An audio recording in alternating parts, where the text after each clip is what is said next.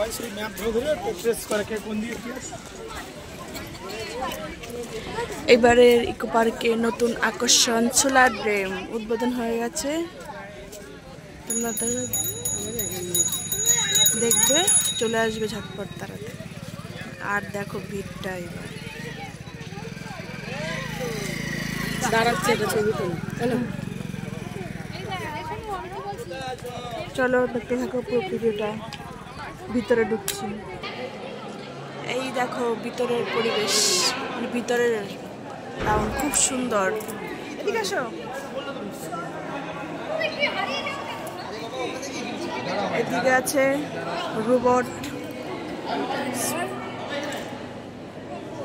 দেখো কি সুন্দর ভিতরে সোলার ড্যাম।